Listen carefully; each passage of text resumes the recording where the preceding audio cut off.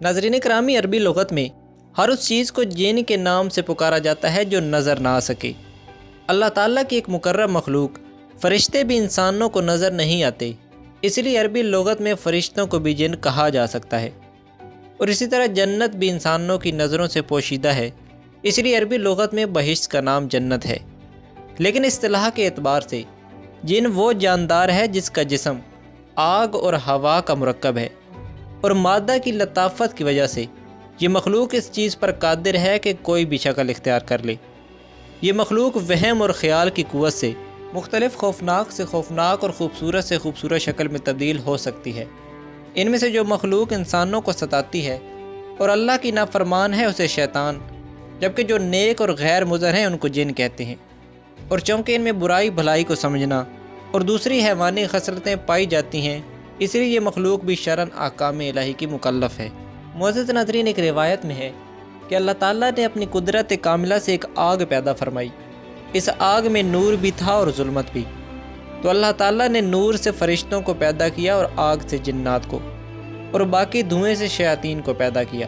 اور حضرت وہب بن منبہ سے روایت ہے کہ اللہ تعالیٰ نے نار سموم کو پیدا کیا، اور یہ ایسی آگ تھی جس میں دھواں نہ تھا۔ اور اس آگ سے اللہ تعالیٰ نے جن کو پیدا کیا۔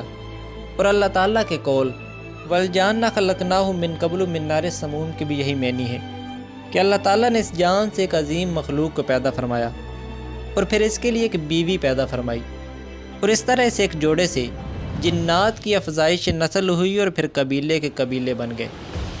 ناظرین، حضرت کعب احبار فرماتے ہیں کہ جب ان جنات اور شیاطین کی تعداد سینکڑوں ہو گئی تو ان کی طرف سب سے پہلے نبی حضرت عامر بن عمیر بن الجان کو بھیجا گیا، لیکن جنات نے ان کو قتل کر دیا۔ اور ان کے بعد دوسرے نبی کو مبعوث فرمایا گیا، لیکن جنات نے ان کو بھی شہید کر دیا۔ اور اس طرح لگاتار 800 نبی جنات کی طرف بھیجے گئے اور تمام کے تمام ان کے ہاتھوں شہید ہوئے۔ اور یہ 800 نبی 800 سال میں بھیجے گئے، یعنی ہر سال اللہ تعالیٰ نے ایک ایک نبی مبعوث فرمایا، لیکن جنوں کی سرکشی اور بدکرداری کا خاتمہ نہ ہو سکا۔ ناظرین، 800 سال کی لمبی مدت میں جب جنات سرکشی اور بدکرداری سے باز نہ آئے تو اللہ تعالیٰ نے پہلے آسمان پر رہنے والے جنات کو زمین پر رہنے والے جنات کے قتل عام کے لیے بھیجا، اور اس لشکر کا امیر ابلیس کو مقرر کیا۔ ابلیس کی اس فوج نے زمین پر آنے کے بعد قتل عام شروع کر دیا۔ جنات بھاگ پڑے اور ایک مقام پر جا کر پناہ گزین ہو گئے، لیکن وہاں آگ نے آ کر ان کو جلا دیا۔ اس طرح زمین پر ابلیس اور اس کی فوج آباد ہو گئی، اور ابلیس نے اس مرتبہ اللہ تعالیٰ کی اس قدر عبادت کی کہ اس سے پہلے شاید کبھی نہ کی تھی۔ ناظرین کرام، ملائکہ اور جن اگرچہ ہماری نگاہوں سے پوشیدہ ہیں، لیکن وہ بلا شبہ شکل رکھنے والی مخلوق ہیں، اور یہ ایک ناقابل تردید حقیقت ہے کہ مشاہدے میں تو بالعموم غلطی کا امکان ہو سکتا ہے، لیکن وحی الہی اور نبی برحق کی اطلاع میں غلطی کی کوئی گنجائش نہیں۔ اس لیے ایک مسلمان کے نزدیک جنات اور فرشتوں کے وجود میں کوئی کلام نہیں ہے۔